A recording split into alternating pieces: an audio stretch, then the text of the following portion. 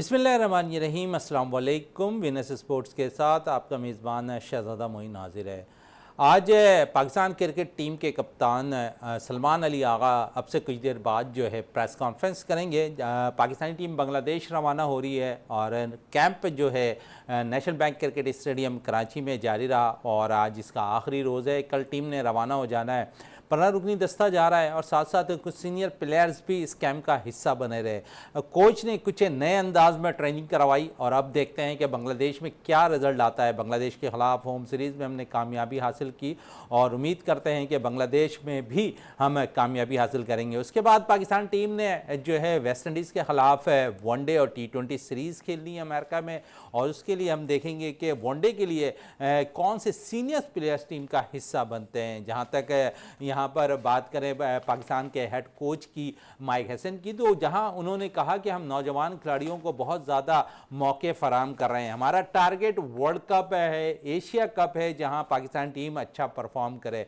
कुछ नए खिलाड़ियों के साथ साथ कुछ सीनियर प्लेयर्स का भी तजुर्बा ज़रूरी होता है, ये कहते हैं पाकिस्तान के हेड कोच माइक हसन, जो T20 और वनडे के पाकिस्तानी टीम के कोच हैं। इन सब सूरत-हाल पे भी बात करेंगे। टैलेंट एंड वज़ीर-ए-आज़म के हवाले से जो इस वक्त ट्रेनिंग चल रही है, ट्रायल्स हो रहे हैं। पहले आपने देखा कि पूरे पाकिस्तान की तरह कराची में भी ट्रायल्स हुए, अब हैदराबाद में भी 2 दिन से जारी है और आज हैदराबाद में दूसरा रोज़ था। कुछ ट्रायल्स हुए लेकिन उसके बाद बारिशों के बाइस वो ट्रायल्स जो है रोक दिए गए। इस पर भी आज हम बात करेंगे अपने शो के अंदर। उसके अलावा स्कॉश पे बात रहेगी, फिर दीगर खेलों पे भी हमारी कोशिश होगी कि आज हम अपने शो में बात करें। और सबसे जो अच्छी चीज़ आई है, पिछले दिनों एक सोशल मीडिया में अफवाहें फैली पाकिस्तान के विकेट कीपर बैटर हसीबुल्ला के हवाले से, और हसीबुल्ला के हवाले से ये खबरें थीं कि हसीबुल्ला अब इंग्लैंड मुंतकिल हो जाएंगे। लेकिन यहाँ पर उन्होंने अपनी तमाम तर चीज़ों को हसीबुल्ला ने आके तरदीद भी कर दी और उन्होंने कहा पाकिस्तान के लिए खेलना मेरे एजाज़ की बात है, मैं पाकिस्तान में मुकीम हूँ। उसके अलावा अगर हम देखें तो हसीबुल्ला के साथ भी मैं समझता हूँ ज़ाती तौर पर कि ज़ाती होती हुई दिखाई दे रही है। आप पाइपलाइन में ज़रूर रखते हैं उसे, उस विकेट कीपर को, लेकिन कुछ अरसे के बाद आप उसको अलहदगी अख्तियार कर लेते हैं। जिस तरह आपने शाहनवाज धानी के साथ किया, जिस तरह आपने जाहिद महमूद के साथ किया, जिस तरह आपने शर्जील खान के साथ किया, मजीद और भी क्रिकेटर ऐसे हैं जिनके साथ जातियों का शिकार वो रहे हैं। लेकिन मैं समझता हूँ जब आप टीम के साथ ट्रैवल कर रहे हैं, टीम के साथ आप चल रहे हैं, टीम के साथ ट्रेनिंग चल रही है, इन सब में आपको फोकियत उन प्लेयर्स को देनी चाहिए जो परफॉर्म कर रहे हैं, जो टीम के साथ चल रहे हैं, बजाय इसके कि 1 से 2 इनिंग या 1 से 2 मैचेस के अंदर उम्दा बॉलिंग करने के बेस पर आप टीम में शामिल कर लेते हैं। हमारी तरजीहात ये ज़रूर होनी चाहिए कि हम कुछ सीनियर प्लेयर्स के साथ अगर ग्रूम कर रहे हैं किसी खिलाड़ी को तो उसे मौका मिलना चाहिए। इसलिए मैं बात कर रहा हूं कि इस वक्त पाकिस्तान की 3 टीमें बनी और 3 टीमों के अंदर भी वो विकेट कीपर बैटर जिसने डोमेस्टिक सीजन में रन के अंबाल लगाए, पाकिस्तान शाहीन की नुमाइंदगी की, वहां रन के अंबाल लगाए, वहां अच्छी विकेट कीपिंग की, पाकिस्तान के लिए नाम आया, पाकिस्तान के लिए उन्होंने खेला, लेकिन बदकिस्मती से उन्हें एक दफा फिर नजरअंदाज कर दिया गया। इस पर जरूर आज हम अपने शो के अंदर बात करेंगे। उसके अलावा inter district senior Karachi regions के तीसरे राउंड का भी सिलसिला जारी है, वहां पर भी मैचेस हो रहे हैं कराची के मुख्तलिफ ग्राउंड्स पे, उस पर भी आज अब बात करिए। बात करने के लिए हमारे साथ यहाँ पर तशरीफ रखते हैं इकबाल मेमन साहब है जो स्पोर्ट्स एनालिस्ट हैं, वो हमारे साथ यहाँ मौजूद हैं। उसके साथ साथ हमें टेलीफोन लाइन पे ज्वाइन कर रखा है सैयद नदीम साहब ने, जो स्पोर्ट्स एनालिस्ट हैं, हैदराबाद से उनका ताल्लुक है, हैदराबाद में मुकीम है, वो इस वक्त हमारे साथ टेलीफोन लाइन पे भी मौजूद हैं। सबसे पहले नदीम साहब आपका बहुत थैंक्स है विनस स्पोर्ट्स में टाइम देने का, और मैं प्रोग्राम का आगाज करता हूं यहां पर इकबाल मेमन साहब से।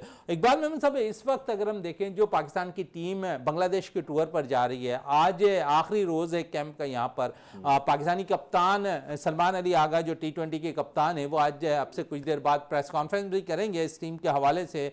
और फिर साथ साथ हमने देखा कुछ नौजवान प्लेयर्स इस टीम में शामिल किए गए हैं, लेकिन एक दफ़ा फिर नुक्ताचीनी एक ऐसे बॉलर्स पे हो रही है कि पैराशूट के ज़रिए वो टीम में शामिल हुए हैं। मोहम्मद नवाज़ के हवाले से मैं पूछना भी चाहूँगा आपसे, आप समझते हैं कि वहाँ की विकेटें ऐसी हैं कि मोहम्मद नवाज़ सूट करते हैं इस सिलेक्शन में? देखें, उसकी बॉल ग्रिप तो करती है और वो रन रेट भी रोक सकता है, ज़्यादा उसकी बॉल में स्पिन तो नहीं है, लेकिन ये है कि वो नपी तुली बॉल करा के रन रेट एक एंड से रोक सकता है, तो हो सकता है कि उनकी स्ट्रेटजी में ऐसा हो। लेकिन ये है कि परफॉर्मेंस के हिसाब से उनकी जगह मेरे हिसाब से तो नहीं बनती थी, मेरे ओपिनियन में तो नहीं बनती थी। लेकिन अगेन जिस तरह आपने अपने सवाल में ही कह दिया कि पैराशूट के ज़रिए वो उतरे हैं, तो फिर डेफिनेटली उनका चांस बनता है, क्योंकि वो पैराशूट के ज़रिए उतरे हैं। तो और वो पैराशूट भी कोई वीआईपी पैराशूट होगा, तो आप देख लें कि फिर उनका मुकद्दर खुल गया है दोबारा से, और वो बांग्लादेश की तरफ पेश कदमी उनकी है। तो ये पाकिस्तान में प्रॉब्लम्स हैं। जब से पाकिस्तान को टेस्ट स्टेटस मिला है, हमने देखा है कि ये सिफारिशों का जो सिलसिला है वो चलता रहा है। कोई ना कोई पैराशूट के ज़रिए आता है, और वो आपको अंदाज़ा ही नहीं होता कि इसकी भी क्या सिलेक्शन होगी। वो टॉप 40 में क्या टॉप 80 में भी नहीं था, लेकिन ये कि आप देख लें कि वो दोबारा जो है इसके अंदर पैराशूट के ज़रिए पहुंच चुके हैं। चलें, पैराशूट के ज़रिए पहुंच चुके हैं। और थोड़ा नदीम साहब की तरफ भी चलते हैं। नदीम साहब, कप्तान इस वक्त सलमान अली आगा आपसे कुछ देर बाद प्रेस कॉन्फ्रेंस करेंगे। टीम बांग्लादेश रवाना होनी है, 15 रुकनी स्क्वाड है। विकेट हम समझते हैं कि बेशक बांग्लादेश में हम अक्सर देखते हैं कि वहाँ पर स्पिनर्स को सूट करती हैं, इसीलिए हमने स्पिनर्स ज़्यादा रखे हैं टीम में। पाटा भी स्पिनर्स की भी भरमाल है पाकिस्तानी टीम के अंदर। इसमें शायद हमें जो फास्ट बॉलर सेलेक्ट करना था, हम समझते हैं कि यहाँ पर भी हमने नहीं किया। हसन अली जो मुकम्मल फॉर्म में है, परफॉर्मेंस दे रहे हैं, वो टीम में मौजूद नहीं है। लेकिन आप समझते हैं कि as a balance team Bangladesh जा रही है? बांग्लादेश अपने होम ग्राउंड पे बहुत ख़तरनाक है। शिदार भाई, सबसे पहले तो आपको शुक्रिया। और जो आपने बात की है, बिल्कुल मैं उसको एग्री करता हूँ कि टीम जो है वो बैलेंस है। उसकी वजह क्या है कि अभी जो बांग्लादेश की टीम यहाँ पर पाकिस्तान आई थी, तो पाकिस्तान ने वाइट वॉश किया था। और बांग्लादेश में समझ लें कि इनका इतना कोई बड़ा इम्तिहान नहीं है। असल इम्तिहान जो है इनका होगा इंग्लैंड के खिलाफ, साउथ अफ्रीका के खिलाफ, ऑस्ट्रेलिया के खिलाफ। वेस्ट इंडीज के खिलाफ नहीं हो सकता। अमेरिका के अंदर जहां हमने तो कोई मैचेस ही नहीं जीते, अमेरिका वर्ल्ड कप खेलने गए थे जब हम। नहीं, बिल्कुल देखिए, ये टीमें बड़ी टीमें T20 की, वेस्ट इंडीज हो गई, इंग्लैंड हो गई, साउथ अफ्रीका हो गई, इंडिया हो गई, ये टीमें बड़ी टीमें हैं। बांग्लादेश की टीम खुद जो है अभी जो वो मतलब उनके अंदर जो बांग्लादेश के अंदर इतने मसाइल है कि वो खुद अभी वो टीम जो वो अपनी डेवलप कर रहे हैं। उनकी हर दफा नए प्लेयर जो वो देखने को मिलते हैं जैसे, तो ये चांस दिया मेरे हिसाब से तो नए लड़कों को, और उनको प्रूव करना चाहिए कि वो अच्छा। फिर हम ही लोग जो आवाजें भी उठा रहे होते हैं कि भाई वो साहबजादा फलान ने इतना परफॉर्म किया है, वो फलान ने इतना परफॉर्म किया, उसको मौका नहीं मिल रहा। तो ये इनको मौका मिला है, साहबजादा फलान है, सुफियान मुकीम है, और दीगर प्लेयर हैं जो जिनको मौका दिया गया है। तो उनको चाहिए कि जो वो परफॉर्मेंस अपनी दिखाएं, और अब जो वर्ल्ड कप आने वाला है उसके लिए जो वो अपनी जगह जो है टीम में पक्की करें। चलें, जगह टीम में पक्की करें। और इस पे मैं इकबाल मेमन साहब की तरफ भी आता हूं, क्योंकि आपने कहा कि परफॉर्मेंस यहाँ रही उन प्लेयर्स की जिन्हें मौका दिया गया है, लेकिन कुछ ऐसे प्लेयर्स हैं जिनके साथ ज़ाती हुई है। हसीबुल्ला के हवाले से मैं आता हूँ, जिस तरह इंट्रो में कहा आपसे कि आप समझते हैं कि ज़ाती हुई है। 3 टीमें इस वक्त पाकिस्तान की बनी हैं और तीनों में हसीबुल्ला शामिल नहीं है। देखें, ये जो प्रॉब्लम्स है ना, ये तो मैंने आपको जिस तरह पहले ही बताया आपके इंट्रो के बाद ही, कि ये पाकिस्तान बनने के बाद जब हमें टेस्ट स्टेटस मिला था, उस वक्त से ही सिफारिशों का सिलसिला चल रहा है, जिसकी वजह से जो है जो मेरिट के खिलाड़ी हैं उनको जो है बेदखल कर दिया जाता है और उनको चांस कम मिलता है। तो ऐसे कई खिलाड़ी जो है सिर्फ फर्स्ट क्लास या क्लब क्रिकेट खेल के और रिटायर्ड हो गए और आगे नहीं आ सके। तो यही सिलसिला जो है ना, वो अब जिस तरह मोहम्मद ताबिश को आगे आपने 38 साल की उम्र में आगे टेस्ट खिलवा दिया, अब वो कम से कम अपने बच्चों को ये बता देगा, यार मैंने तो इंटरनेशनल टेस्ट खेला है, लेकिन ये कि उसको एक ही खिलाया आपने। तो ये सिलसिला मतलब ये है कि सिर्फ हारिस का मसला नहीं है, बहुत सारे ऐसे खिलाड़ी हैं जिनको साइडलाइन कर दिया जाता है, और उनको अगर मौका दिया जाए, जब तक आप उनको इंटरनेशनल लेवल पे मौका नहीं देंगे वो आगे नहीं बढ़ेंगे।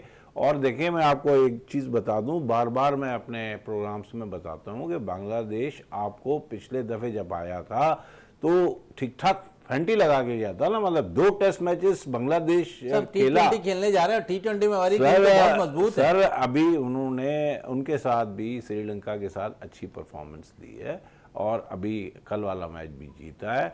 और ऐसी बात नहीं है, बांग्लादेश को आप हल्का मत लें। और मैं आपको ये बता दूं कि क्योंकि पाकिस्तान जो है वो बी कैटेगरी में आता है, मीडियोकर टीम है, जिसमें श्रीलंका है, बांग्लादेश है, शायद वेस्ट इंडीज़ भी उसी कैटेगरी में आता है। ठीक है, बिट्स एंड पीसेस में वेस्ट इंडीज़ अच्छी परफॉर्मेंस दे जाता है, लेकिन ये कि हम और जिम्बाब्वे है तो हम लोग इसी कैटेगरी में। मैं समझता हूँ कि अफ़गानिस्तान हम लोगों से कुछ बेहतर ही खेलता है और उनकी ऑलराउंड परफॉर्मेंस अच्छी रही है। तो देखें, इसमें कोई मजाका नहीं है कि आदमी बात करे, सच्ची करे, खरी करे। और ये चीज़ है कि हमारी टीम जो है वो एवरेज टीम है। अगर हम उसको मीडियोकर नहीं करना चाहते तो एवरेज टीम है, उसको हमने इम्प्रूव करना होगा। और इम्प्रूव हम तभी करेंगे कि जब खिलाड़ियों को हम मेरिट पे लेके आएंगे। लेकिन अगर हम इग्नोर करते रहेंगे खिलाड़ियों को क्योंकि उनकी शक्ल पसंद नहीं है, उनकी सिफारिश नहीं है, तो फिर आप देख लें कि हम जो है एवरेज से मीडियोकर हो जाएंगे या बल्कि बिलो एवरेज हो जाएंगे। चलें, लो एवरेज हो जाएंगे। इस पे ही हम बात करते हैं नदीम साहब से। नदीम साहब, 3 मैचेस T20 खेले हैं हसीबुल्लाह, 36 रन बनाए उन्होंने 12 के एवरेज से। T20 की तर्ज तक अगर हम देखें तो मौके ज़्यादा नहीं मिले हसीबुल्लाह को, लेकिन जिस फॉर्मेट की वो क्रिकेट खेलते रहे डोमेस्टिक सीज़न के अंदर 5 दिन 4 दिन की क्रिकेट में उन्होंने बड़ा अच्छा परफॉर्म किया। पाकिस्तान शाहीन के लिए भी मौका मिला, परफॉर्म किया उन्होंने। और आप समझते हैं इस वक्त 3 टीमें बनी जिनमें हसीबुल्लाह का नाम कहीं नज़र नहीं आया। फिर सोशल मीडिया पे जो इस तरह खबरें चलती रहीं कि वो इंग्लैंड मुकीम हो जाएंगे, इस चीज़ की तो उन्होंने तरदीद कर दी। क्या समझते हैं, दिल टूटता है ऐसे प्लेयर्स का जो मुसलसल जो है परफॉर्म करते हों और टीम में शामिल ना हों। और इससे कबल भी कई ऐसे क्रिकेटर्स हैं जिनके साथ इन जातियों का सिलसिला जारी रहा, और उनमें शाहनवाज धानी आपके सामने हैं, जाहिद महमूद आपके सामने हैं, शर्जील खान आपके सामने हैं, और इस दफ़ा शिकार बने हैं हसीबुल्लाह। लेकिन कुछ अच्छे प्लेयर्स नौजवान जिन्होंने डोमेस्टिक में अच्छा परफॉर्म किया और उन्हें मौका ज़रूर मिला, और वो भी एक बड़े टूर के लिए मैं समझ सकता हूँ ऑस्ट्रेलिया जैसे जहाँ जाना है। उनमें ख्वाजा नाफे भी शामिल हैं और गाजी गौरी का नाम भी शामिल है एज ए विकेट कीपर। और जिस तरह पाकिस्तान शाहीन की अगर थोड़ी सी बात करें जो इंग्लैंड के टूर पर जाएगी, रोहेल नज़ीर जब अंडर 19 की सतह पर अंडर 19 में कप्तानी करते रहे, अच्छी परफॉर्मेंस रही। जब हमने देखा कि पाकिस्तान शाहीन के लिए उन्हें कप्तानी दी गई, वहाँ उन्होंने परफॉर्म किया, और एक तवील अरसे के बाद मैं समझता हूँ कि रोहेल नज़ीर इस वक्त पाकिस्तान शाहीन का एक दफ़ा फिर हिस्सा बने हैं। आप समझते हैं जहाँ जातियों का सिलसिला रहता है वहाँ कुछ अच्छे फैसले भी होते दिखाई देते हैं? हाँ, देखें शरार भाई, असल में ये 50-60 प्लेयर्स का एक पूल है जिसमें आपने देखा होगा कि अभी 1-2 नए प्लेयर्स इन्होंने पाकिस्तान शाइन में डाले। जैसे वो जो हमारे जो वो रिपोर्टर है तलत हुसैन, उनके बेटे के हवाले से भी बड़ी जो है वो शुमाइल खान उनके हवाले से बड़ी चल रही है कि जो है वो उनकी एवरेज ये थी और वो शाहजेब की ज़्यादा एवरेज थी। तो वो चीज़ें तो अब आई डोंट नो ये क्या चीज़ देखते हैं कि वो प्लेयर्स को मुंतखब करते हैं। और हसीबुल्लाह की जो बात है, हसीबुल्लाह डिजर्विंग प्लेयर है। देखिए, हमारे यहाँ पाकिस्तान में ऐसा होता है कि बना हुआ प्लेयर जो है हम जो वो ख़राब कर देते हैं, ठीक है ना, उसको इन आउट करके और उसको मेंटली तौर पे जो वो इतना डिस्टर्ब कर देते हैं। और जो आप कह रहे हैं कि जो वो फर्क पड़ता है बिल्कुल प्लेयर को बहुत ज़्यादा, और प्लेयर के साथ उनकी फैमिली पे भी असरात आते हैं इसके। वो फैमिली भी जो है वरीड होती है इस हवाले से कि भाई पता नहीं क्या वजह है कि ये खेल क्यों नहीं रहे। हमें कि वो रीजनल लेवल पे या डिस्ट्रिक्ट लेवल पर जो वो प्लेयर खेल रहे होते हैं तो बीइंग ए पेरेंट उनके लिए इतने फिक्रमंद होते हैं। ये तो फिर पाकिस्तान लेवल की बात है। तो जो प्लेयर्स को मौके दिए हैं, नए प्लेयर्स को भी दिए हैं, उनमें कुछ प्लेयर्स ऐसे हैं जिनका टीम में आना बनता नहीं था लेकिन वो आए हैं, ठीक है ना, और कुछ प्लेयर ऐसे हैं जो प्योरली मेरिट पर आए। तो ये एक मिक्सर टाइप का है। नहीं, देखिए मिक्सर टाइप का है, मैं नहीं ये कहता कि मिक्सर टाइप का नहीं होना चाहिए, होना चाहिए। इस पे मैं आपसे ज़रूर जवाब लूंगा, लेकिन इस वक्त मुझे ब्रेक के लिए कहा जा रहा है नदीम साहब, तो ब्रेक से जब वापस आते हैं तो इसी सिलसिले को हम कंटिन्यू भी रखेंगे।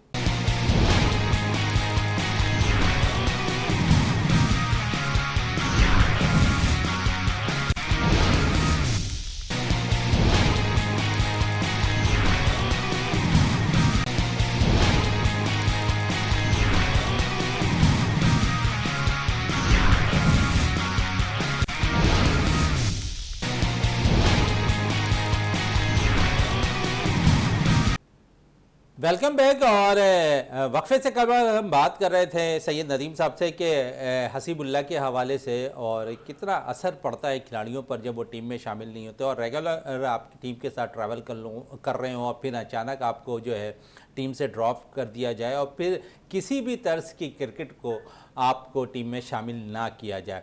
नदीम साहब, इसी पे हम कंटिन्यू भी करते हैं और जो जिस तरह बात हो रही थी कि उनके फैमिलीज़ पर भी बहुत ज़्यादा असरात पड़ते हैं। बलूचिस्तान से ताल्लुक़ रखने वाले हसीबुल्लाह एक अच्छा बैटर, एक अच्छा विकेट कीपर निकल कर आया और उस जगह से निकल कर आया जहां पर हम समझते हैं कि क्रिकेट थोड़ी होती है लेकिन भरपूर होती है। बिल्कुल शरारा भाई, देखें प्लेयर जो है वो बनाए जाते हैं। आप एकदम में तो कोई भी प्लेयर नहीं होता ना, इंटरनेशनल प्रेशर लेना और फिर टीमों के अगेंस्ट खेलना, उनकी पूरी जो जब आप पाकिस्तान को रिप्रेजेंट करते हैं तो मामला चेंज होते हैं बिल्कुल, और डोमेस्टिक सतह पर कुछ और जो है वो मामला होते हैं। तो जब इंटरनेशनल लेवल पर आ जाता है प्लेयर तो वो उस प्लेयर को बनाया जाता है कि आप उसको किस तरह यूटिलाइज कर रहे हैं, किस तरह उसको जो है वो बैटिंग ऑर्डर दे रहे हैं और उसके साथ किस तरीके का ड्रेसिंग रूम शेयर हो रहा है, प्लेयर्स का रवैया क्या है, ये सारी चीजें जो है प्लेयर के लिए बड़ी काउंटेबल होती हैं और काउंट करती हैं। तो हसीबुल्लाह जो है वो एक बैकवर्ड एरिया कह लें आप बलूचिस्तान का, वहां से निकले थे और बड़ा शुरू में इनका बड़ा नाम हुआ था PSL में भी और वैसे भी इनको जो काफी पजीराई मिली थी, लेकिन एकदम में गायब हो गई है। अब ये जो है वजूहत तो जो वो खैर पीसी भी बता सकती है कि ये क्यों गायब हो गए, क्या इनकी क्रिकेट में कमी आ गई है या जो वो क्रिकेट खेलना भूल गए हैं या क्या हो गया है। क्योंकि उससे पहले जो है वो एक तो हमारे यहाँ मैनेजमेंट इतनी चेंज होती है, कभी कोई कोच आ जाता है, कभी कोई कोच आता है, उससे भी जो प्लेयर्स के ऊपर काफी फर्क पड़ता है। जो पीसीबी की मैनेजमेंट चेंज होती है, कोचेज चेंज होते हैं और चेयरमैन वगैरह चेंज हो जाते हैं, तो प्लेयर्स पर भी बहुत ज्यादा फर्क पड़ता है और जिसकी वजह से जो है प्लेयर्स को नुकसान होता है। तो ये है कि अभी ये पूल का हिस्सा तो है, शायद इसमें मौका नहीं मिला तो आने वाले वक्त में जो है वो मौका देंगे और इनको डिसहार्ट नहीं होने चाहिए, अपनी परफॉर्मेंस से, अपनी कारकर्दगी से ये प्रूव करके दोबारा टीम में आ सकते हैं। चले प्रूव करके टीम में आ सकते हैं। और इस वक्त अगर हम बात करें कि जो नए प्लेयर्स टीम में शामिल किए गए, इकबाल मेमन साहब है, आप समझते हैं कि एक बेहतर फैसला है कि डोमेस्टिक सर्किट पे उम्दा परफॉर्मेंस देने वाले प्लेयर्स को आपने मौका दिया है तमाम ही तर्ज की क्रिकेट, क्योंकि आपके पास वनडे भी होगी, आपके पास T20 भी होगी, आपके पास 4 रोज़ा मैच भी मिलेंगे और जो आपने इंग्लैंड भी जाना है, जिस तरह ऑस्ट्रेलिया भी जाना है, पाकिस्तान शाहीन को पाकिस्तान ऑस्ट्रेलिया के खिलाफ T10 टूर्नामेंट भी खेलना है, तो आप समझते हैं बेहतर फैसला है बोर्ड का? देखें, उसमें तो कोई दो राय नहीं है। ये तो बहुत अच्छी बात है कि अगर उनकी परफॉर्मेंस जो है वो उसी लेवल की है। जिस तरह मैं बार बार एक चीज़ को जो है प्रपोज करता रहा हूँ कि जब तक आप जो है रैंकिंग सिस्टम जिस तरह वर्ल्ड का है इस तरह आप डोमेस्टिक लेवल पे नहीं करेंगे तो इतने सवालात फिर आपके ऊपर उठते रहेंगे। और यह है कि जिस तरह नदीम साहब ने कहा कि भाई अच्छी सिलेक्शन है, लेकिन यह है कि हमें इनको चाहिए कि जस्टिफाई करें। हाँ, जर्नलिस्ट जब सवालात पूछते हैं तो फिर उनको जो है वो जवाब देना पड़ता है। बेहतर ये है कि हर खिलाड़ी के बारे में वो जस्टिफाई करें कि उसको आपने क्यों सेलेक्ट किया और जिनको नहीं किया गया उनको क्यों नहीं किया गया। देखें, मैं आपको एक चीज़ बता दूं कि जिस तरह उन्होंने कहा कि आपको जो है उनके साथ जो है लेके चलते हैं, आप हसीबुल्लाह को लेके चले, ड्रेसिंग रूम भी आप शेयर करते हैं, तो there are lot of things जो HR डिपार्टमेंट को या ह्यूमन रिसोर्स मैनेजमेंट डिपार्टमेंट को डील करना पड़ता है। क्योंकि क्या है कि एक बिहेवियर जो होता है ना हर किसी का वो डिफरेंट होता है और कभी कभी ऐसा होता है कि जिस तरह हसीबुल्लाह जैसे खिलाड़ी जो बैकवर्ड एरियाज़ के हैं या शाहनवाज डानी के हैं, उनको बुली किया जाता है, उनकी तजलील की जाती है, सिर्फ ड्रेसिंग रूम में नहीं फील्ड पे भी, और ये चीज़ देखती है HR department. I don't know कि हमारे पास अगर HR डिपार्टमेंट है या नहीं है, और अगर है तो वो कितनी इफ़ेक्टिव है। दुनिया भर में HR डिपार्टमेंट जो है वो हर ऑर्गेनाइजेशन में होती है और इन मामलात को वो देखती है। इंडिया देखें, इतना बड़ा मुल्क है और उसमें इंडिया के हर कोने से जो है खिलाड़ी आता है और वो किस तरह अपने परफॉर्मेंस को निखारता है और किस लेवल पे लेके जाता है। आप मतलब है कि पिछले 20-25 साल में देखें तो Pakistan is nowhere near India. हाँ, बिट्स एंड पीसेस में कभी वो परफॉर्मेंस दे दिया जिस तरह ICC वर्ल्ड कप में या कहीं जो है वो दे दिया, लेकिन अदरवाइज अगर हम कंटिन्यूसली इंडिया से खेलें तो मैं नहीं समझता कि हम वो इतनी परफॉर्मेंस दे सकेंगे। तो इसलिए हमने जो दो कैटेगरीज बनाई हैं, जिसमें एक कैटेगरी है जिसमें इंडिया है, ऑस्ट्रेलिया है, इंग्लैंड है और आपके साउथ अफ्रीका है, न्यूजीलैंड को भी आप उसमें डाल सकते हैं, तो ये 5 टीमें उसमें आ जाती हैं।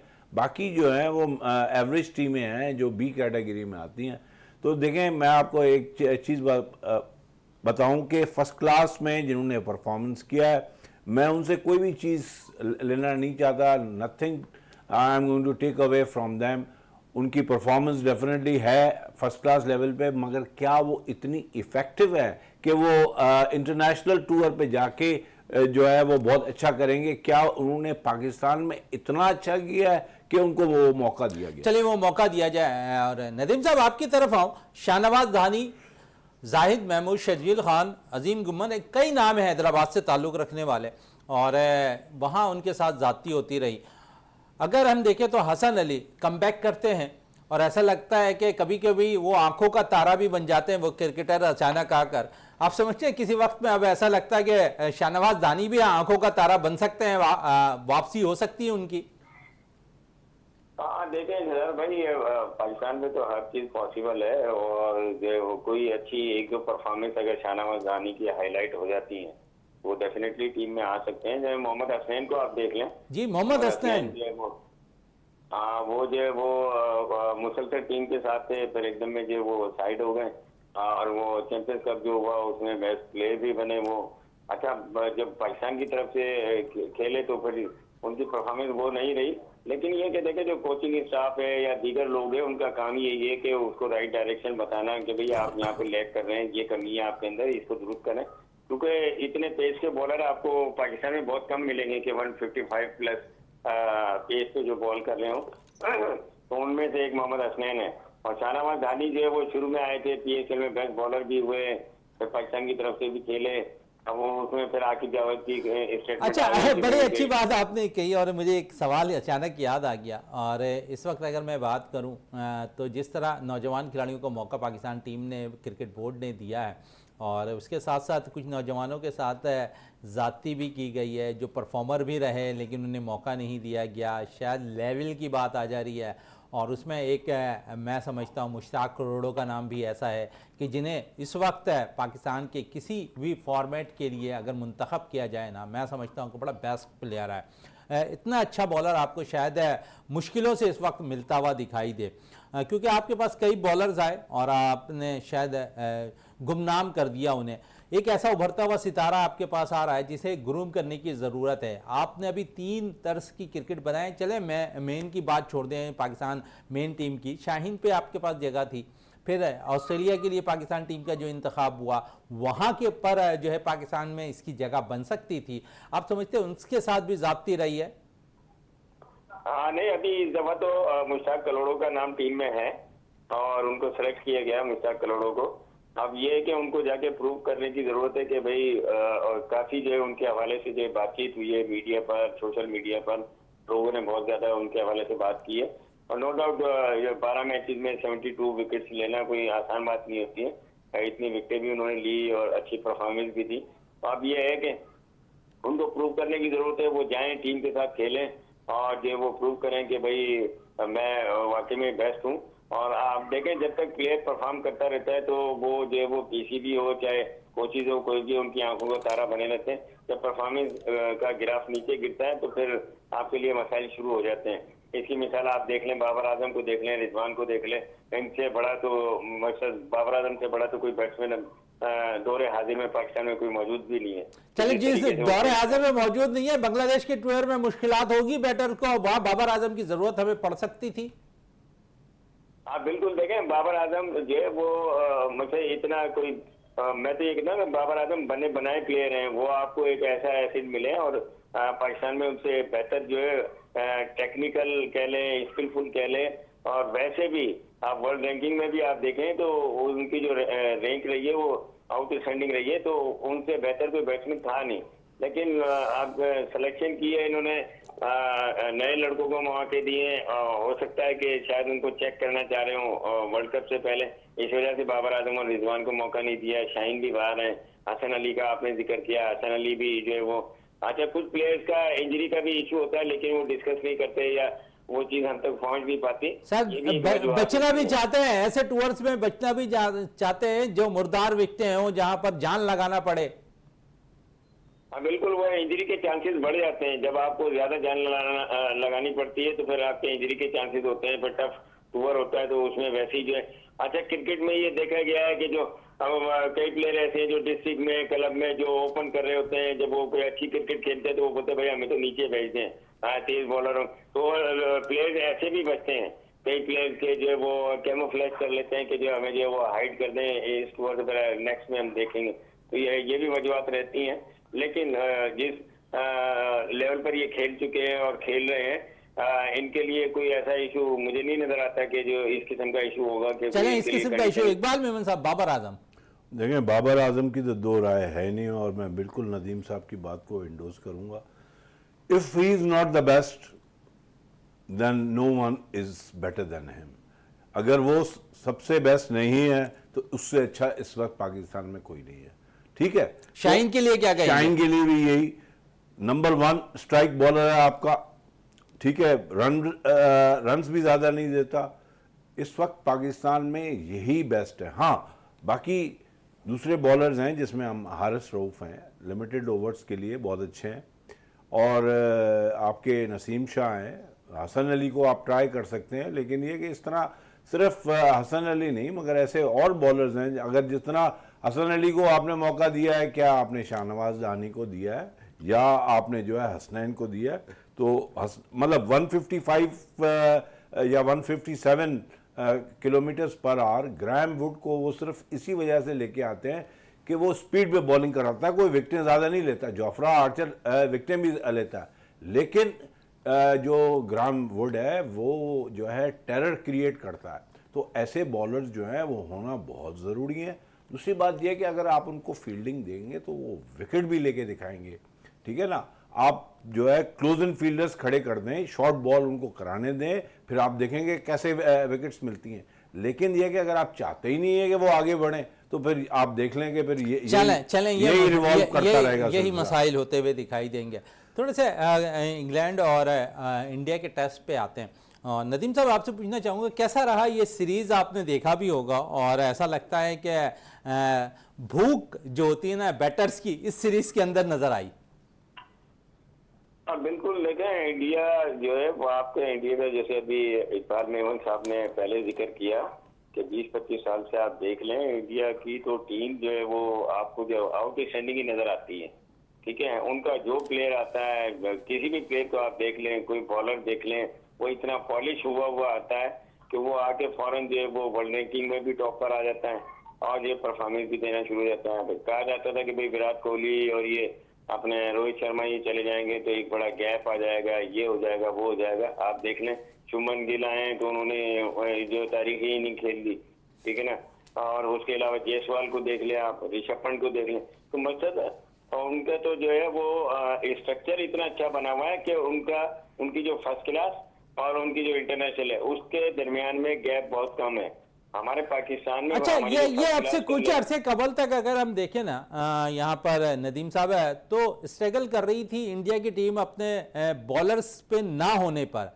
उनके पास अब जो बॉलिंग से लौट आ रही है ना और अच्छे बॉलर्स निकल कर आ रहे हैं, ऐसा लगता है कि अब इंडिया के पास क्योंकि बैटर्स ऑलरेडी उनके पास अच्छे थे माजी में भी और अभी भी उनको प्रॉब्लम आती थी माजी में जो है बॉलर्स की वजह से, उनके पास अच्छे बॉलर्स नहीं निकलते थे। लेकिन आप देखेंगे इस वक्त अब इंडिया के पास अच्छे बॉलर्स आ रहे हैं और इस गैप को, इस खला को उन्होंने पूर्ण कर दिया है। अब इंडिया बॉलिंग में भी बेहतर है, बैटिंग में भी बेहतर नजर आ रही है। बिल्कुल, लेकिन आप उनके जो सुंदर हैं स्पिनर उनको आप देख लें उठा के, सिराज हैं, शामी हैं, बुमराह तो फिर ही आउटस्टैंडिंग, ठीक है ना। उसके अलावा जो वो हर्षदीप सिंह है और जितने भी बॉलर उनके पास जो अभी मौजूद हैं रिसेंटली वो सारे विकेट टेकर बॉलर हैं और उनको पता है कि हमने अपनी टीम के लिए क्या रोल अदा करना है और यही वजह है कि वो इंडिया की टीम जो कामयाबी के ट्रैक पर है, चाहे वो टेस्ट हो, T20 हो या कोई ICC का टूर्नामेंट हो।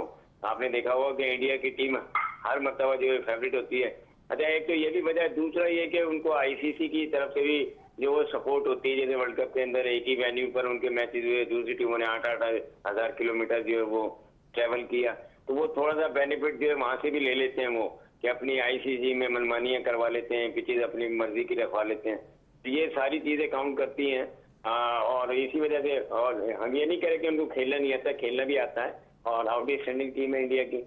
इंग्लैंड को टफ टाइम दिया हुआ है इंग्लैंड के अंदर, ये बहुत बड़ी बात है। चलें, ये आप बहुत बड़ी देखेंगे बात है, इस पर मज़ीद गुफ्तगू जारी रहेगी नदीम साहब, लेकिन इस वक्त मुझे ब्रेक के लिए कहा जा रहा है। ब्रेक से वापस आते हैं तो गुफ्तगू को मज़ीद जारी रखते हैं।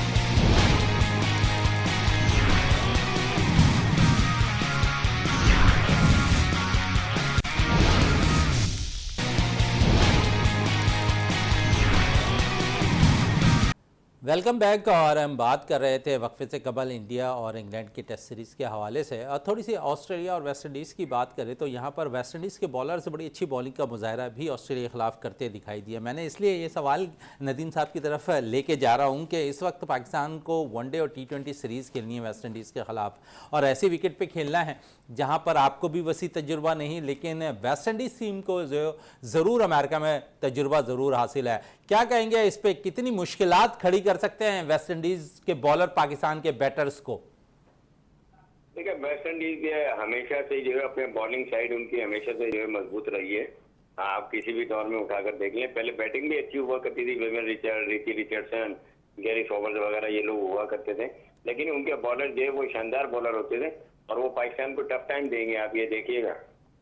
क्योंकि अब जो वेस्ट इंडीज की टीम की जो परफॉर्मेंस नजर आ रही है ऑस्ट्रेलिया के अगेंस्ट, उसमें एक तसलसल भी है और एक टफ भी नजर आ रहा है। अदरवाइज पहले जो है इनकी परफॉर्मेंस में जो एक ठहराव और तसलसल नहीं था, तो अब ये जो परफॉर्मेंस दे रहे हैं इससे पाकिस्तान को काफी जो है वो मुश्किलात आएंगी, और पाकिस्तान को जो है उसके लिए पूरा होमवर्क करके जाना चाहिए कि भाई हमने जो है वेस्ट इंडीज के अगेंस्ट खेलना है, और वेस्ट इंडीज जो है वो किसी भी वक्त जो है वो अपसेट करने की सलाहियत भी रखती है। चले, किसी भी वक्त अपसेट करने की सलाहियत रख सकते। इकबाल मेमन साहब क्या कहेंगे इस टूर पे जो अमेरिका में पाकिस्तान ने खेलना है जाकर? पाकिस्तान को सिर्फ अपसेट नहीं बल्कि बहुत टफ देगी, क्योंकि बॉलिंग साइड तो उनकी बहुत ज़बरदस्त है, और मैंने देखा है कि अभी वेस्ट इंडीज़ की टीम जो है वो रिवाइव कर रही है जैसे पहले किसी ज़माने में हुआ करती थी। बॉलिंग साइड तो उनकी स्ट्रांग हो गई है। देखें, सही कह रहे हैं नदीम साहब कि बॉलिंग साइड हमेशा से स्ट्रांग रही है, लेकिन ये कि बीच में हमने देखा कि जब केमार रोच होता था तो इतने कोई ज़्यादा और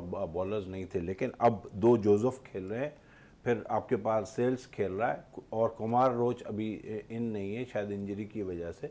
तो इस वक्त ये बेस्ट कम्बिनेशन जा रहा है इनका, और कंटिन्यूसली खेल रहे हैं। तो मैं समझता हूँ कि आप अच्छा, और स्पीड भी इनकी ठीक ठाक है, तो ये आपको टफ देंगे, और वहाँ की कंडीशन से ये बिल्कुल मानूस हैं, और आपको जो है बहुत प्रॉब्लम क्रिएट करेंगे। और आपके जो बैट्समैन हैं उनका तो आपने हाल देख लिया था इसमें वर्ल्ड कप में जो अमेरिका में हुआ था, और फिर अभी आप जो है आपकी ऑलराउंड के हिसाब से वेस्ट इंडीज़ का पल्ला भारी है। मैं वेस्ट इंडीज़ को 55% सक्सेस के चांसेस है, 45 पाकिस्तान के चांसेस। चलें, जो अमेरिका में सीरीज़ खेली जानी है पाकिस्तान और वेस्ट इंडीज़ के दरमियान, और वेस्ट इंडीज़ की टीम को 55 का चांसेस दे रहे हैं यहाँ पर इकबाल मेमन साहब। और यहाँ पर थोड़ा सा हम टैलेंट के हवाले से बात कर लें, और इस वक्त प्राइम मिनिस्टर टैलेंट हंट पर प्रोग्राम जारी है, मुख्तलिफ़ जगहों पर ट्रायल्स हो रहे हैं, क्रिकेट का सीज़न चल रहा है तो क्रिकेट के ट्रायल्स हो रहे हैं।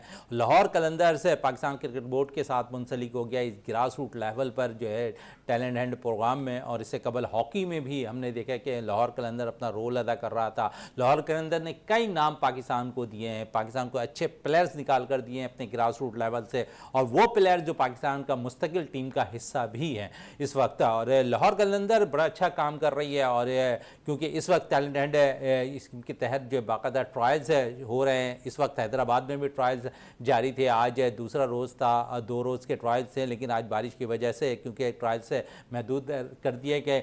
और नदीम साहब हैदराबाद से ताल्लुक़ रखते हैं और नदीम साहब से ज़रूर मैं पूछना चाहूँगा कि नदीम साहब इस वक्त अगर हम देखें ना, पाकिस्तान क्रिकेट बोर्ड के अंदर जिस तरह लाहौर कलंदर्स को शामिल किया गया है और talent hunt program Lahore Qalandars के हवाले किया गया, बड़ा अच्छा काम कर रही है ग्रास रूट लेवल पर लाहौर कलंदर, कई नाम पाकिस्तान को उन्होंने दिए हैं, तो एक बेहतर फैसला रहा है यहाँ पर प्राइम मिनिस्टर की जानिब से? हाँ बिल्कुल, देखें ये बेसिकली तो ये प्रोग्राम जो है वो HEC का है, हायर एजुकेशन कमीशन का। Prime minister youth talent and program जो है उनके मुख्तलिफ मुकाबले मुनक्किद किए गए, जिसमें फुटबॉल थी, बैडमिंटन थी और 23 खेलों के मुकाबले हैं इसमें, 23। हाँ बिल्कुल, तो उसमें ये 23 खेलों के मुकाबले ये आखिरी इवेंट इनका रहता है इस साल का, जो कि क्रिकेट था। इस पे भी वो बीच में चल रहा था कि भाई जो वो HEC कराएगी या मुख्तलिफ यूनिवर्सिटीज को दे रहे थे, लेकिन ये लाहौर कलंदर को इस वजह से दिया गया कि आपको पता है क्रिकेट जो है पाकिस्तान का जो वो पैशन है, इसमें तादाद और सिलेक्शन और ये सारी मामला जो बड़े डिफिकल्ट हो जाते हैं। तो ये एक अच्छा इकदाम है कि लाहौर कलंदर की इन्वॉल्वमेंट हुई और उससे जो वो यंग टैलेंटेड प्लेयर्स जो है वो चाहे वो कराची के हों, हैदराबाद के हों, उनको जो है मौका मिल रहा है। इसमें रियाज अफरीदी साहब जो है वो चीफ सेलेक्टर है, मेरे ख्याल से मरीना इकबाल हैं, उनके साथ फैसल अतर जो है वो हैदराबाद के हमारे जो कोच हैं वो भी इनके साथ इन्वॉल्व हैं, और भी दीगर लोग हैं जो कर रहे हैं। असद हैं, असद शेख हैं, IBA सक्कर से उनका ताल्लुक है, वो इसमें मेंबर हैं। तो इस तरीके से इन्होंने बड़ा अच्छा एग्जाम किया। और ये देखें शहजाद भाई, इस किस्म के जो ट्रायल और जो टैलेंट हंट प्रोग्राम होता है, इसी से ही आपको कोई ना कोई जो है रॉ टैलेंट जो है नजर आएगा। और बकौल आतिफ राना साहब के हमें बड़े टैलेंटेड जो है बॉलर भी नजर आए और कुछ बैटर्स भी ऐसे नजर आए। तो ये इनका एंड जो है आखिरी जो है वो 22 तारीख को सक्कर में है। अच्छा, बड़ी अच्छी बात कही आप सक्कर में एंड यहाँ पर, लेकिन आप समझते हैं कि पसंद नापसंद का सिलसिला नहीं होना चाहिए, मेरिट पर सिलेक्शन होनी चाहिए? देखिए ये तो इनको खुदा को हाजिर नाजिर जान के खुद ही फैसला करना चाहिए कि जो आप सिलेक्शन कर रहे हैं, ठीक है ना, अब वो भी किसी का जो है वो अगर किसी को फेवर करते हैं या किसी का नाजायजी करते हैं तो फिर इसका हिसाब तो देना पड़ेगा आपको, ठीक है ना। ये यहाँ नहीं तो कहीं ना कहीं जो है उसका जो खमियाजा भुगतते हैं। और बच्चों के साथ ज्यादती जो है वो देखें, बच्चे सबके साझे होते हैं, इतनी मेहनत करते हैं। और मैं आपको बताऊं, जो क्रिकेट खेलता है बच्चा वो ना तो तालीम का रहता है, ना किसी ना किसी रोजगार का रहता है, वो सिर्फ क्रिकेट को ही इतना टाइम देता है कि उसकी एजुकेशन या दीगर कोर्सेज वो भी इफेक्ट कर रहे होते हैं। तो सिलेक्शन जो है बिल्कुल प्योरली मेरिट पर होनी चाहिए, और अभी तक तो यही नजर आ रहा है कि मेरिट के ऊपर ही कर रहे हैं ये लोग। चले इसी मेरिट पे थोड़ा सा और बात मैं इकबाल मेमन साहब से भी कर लूँ। इस तरफ प्राइम मिनिस्टर टैलेंट हंट के हवाले से 23 खेलों के मुकाबले हैं इसमें शामिल, और आप समझते हैं तमाम के लिए यहाँ पर सिलेक्शन हो रही है, ट्रायल्स हो रहे हैं, तो मेरिट पर यकीनन सिलेक्शन होनी चाहिए। कितना एग्री करते हैं मेरी बात से? क्योंकि मैं अक्सर देखता हूँ कि पसंद नापसंद का सिलसिला जारी है। 100% होनी चाहिए। आपने कुछ अरसा पहले मेरे से एक सवाल किया था 19-20, मैं कहता हूँ कि 19-20 का भी फ़र्क नहीं होना चाहिए, टोटल मेरिट पे होना चाहिए, तभी जाके आप compete करेंगे। जो वर्ल्ड लेवल की टीमें हैं, जिसमें अगर हम क्रिकेट की बात करते हैं तो इंडिया है और ऑस्ट्रेलिया है और आपका इंग्लैंड है, साउथ अफ्रीका है और आपका न्यूजीलैंड है। हॉकी में भी आप देख लें कि इनमें से बहुत सारी टीमें हैं, और फिर फ्रांस है और जापान है। तो हमें अगर मुकाबला करना है ना, तो फिर तो हमें मेरिट पे तो कंप्रोमाइज़ करना ही नहीं है, बिल्कुल नहीं करना। और ये है कि आप फिर देखें कि आप कैसे मुकाबला करते हैं, जो भी आपके पास फैसिलिटीज़ है, लेकिन ये कि अगर आप मेरिट पे चलेंगे और उन लोगों को बिठाएंगे नहीं जिनके अंदर टैलेंट है, तो फिर आप देखेंगे कि आपकी टीमें जो हैं टॉप पे पहुंचेंगी। चलिए, टॉप पे पहुंचती हुई नज़र आएंगी अगर मेरिट पर सिलेक्शन होती हुई दिखाई देगी। नदीम साहब, आखिरी एक सवाल करना चाहूँगा, और हैदराबाद के अंदर मैं देख रहा हूँ कि थोड़ा सा अब काम जो है डिस्ट्रिक्ट सतह पर होता हुआ दिखाई दे रहा है, डिस्ट्रिक्ट ऑफिसर वहाँ पर काम करते हुए दिखाई दे रहे हैं। आप समझते हैं खेलों में कुछ बेहतरी आई है हैदराबाद के अंदर?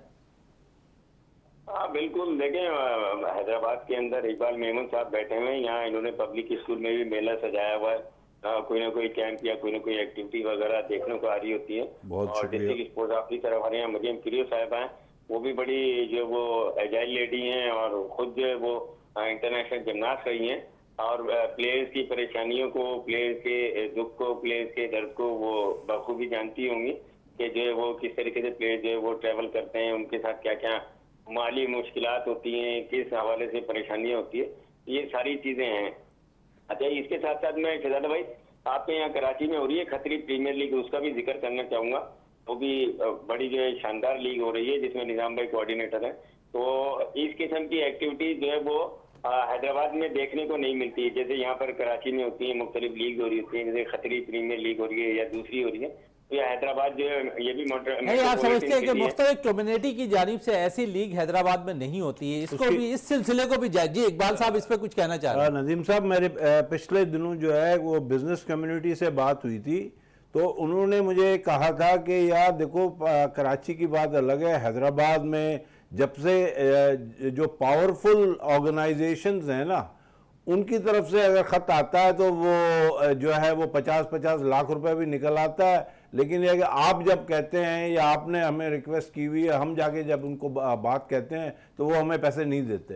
तो ये बड़ा मसला है। अब या तो हम वो उन पावरफुल ऑर्गेनाइजेशन के थ्रू इवेंट्स करवाएं तो फिर होगा। और आपको पता है कि जो भी मैंने पब्लिक स्कूल में अब तक कराए हैं वो बगैर स्पॉन्सरशिप के हमने अपनी मदद आपके तहत जो है ये काम किए हैं। तो हमारी ये कोशिश होगी और नदीम साहब से भी ये रिक्वेस्ट होगी कि हम चाहते हैं कि बिजनेस कम्युनिटी को, चैम्बर ऑफ कॉमर्स को आगे लेके आएँ। जिस तरह आप देखें कि खालिद रहमानी को कितनी सपोर्ट है कराची में टेनिस के मामलात में, और उनका ऑटोमेटिकली एक कैलेंडर बना हुआ है और माशाल्लाह बड़ी मेहनत कर रहे हैं। तो हम भी यही चाहते हैं कि हैदराबाद में इस तरह चले हैदराबाद में भी इस तरह के इवेंट्स मुनक्किद होने चाहिए। नदीम साहब, इस पे एक तफसीली आपसे ज़रूर मैं बात करूंगा अपने शो के अंदर। इस वक्त टाइम बिल्कुल अख्ताम पे है। नदीम साहब, आपका बहुत बहुत शुक्रिया वीनस स्पोर्ट्स में टाइम देने का। इकबाल मेमन साहब, आपका बहुत बहुत शुक्रिया। प्रोग्राम का अख्ताम करते हैं इस दुआ के साथ कि पाकिस्तान में खेल और खिलाड़ी तरक्की करते रहें और पाकिस्तान का सबसे लाली परचम दुनिया भर में रोशन रहे। इसी के साथ अपने मेज़बान शहजादा मोइन को इजाज़त दें। पाकिस्तान जिंदाबाद।